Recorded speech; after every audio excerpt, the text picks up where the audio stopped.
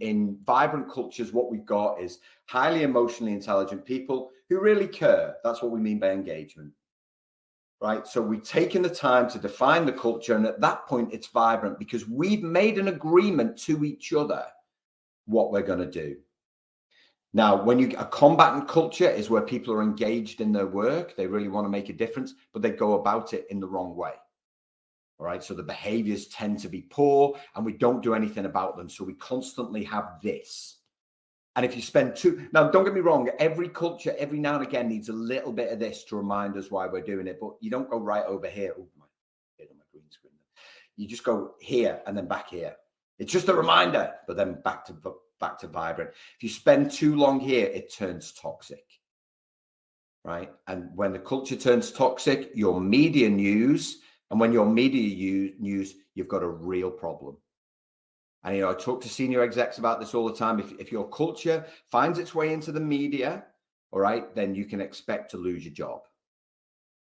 Because that's what it's going to take to restore confidence. So many high profile stories.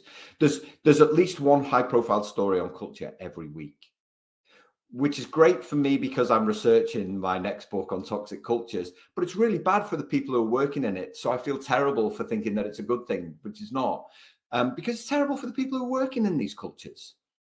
But it's up to senior execs and managers to make sure that doesn't happen. Pleasant cultures are where it's all a bit nice. Listen, we want highly emotionally intelligent people. That's a really good thing. But when there's no drive, when there's no commitment, when there's no dedication, when the attitude isn't there to get work done, then, you're just going to fail. And you can be the nicest people in the world, but you're still going to lack that little, but we didn't achieve anything. Nobody wants to come third, right? No one remembers the people that came third. What we want to do is to come first in whatever it is that we're doing, but we want to do it in a vibrant way, not a combative way. And then stagnant cultures are just awful.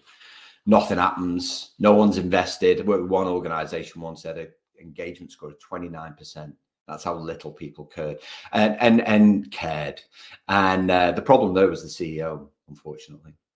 So I didn't end up working with them because the problems are at the top and they weren't going to solve themselves very quickly without a heavy dose of self-awareness. So every manager's responsibility is to motivate and inspire their team. That's what it means to have a vibrant culture. Every manager's responsibility is to build an environment where high performance can happen, whatever high performance means for you. And what we don't want is burnout. That lives in Combatant. What we don't want is stress, anxiety, harassment, bullying. All of that lives here. What we want is high performance in a respectful, manageable way where everybody feels a sense of belonging, not only to the team, but to the organization, and a real commitment to not only better themselves, but to better the organization as well.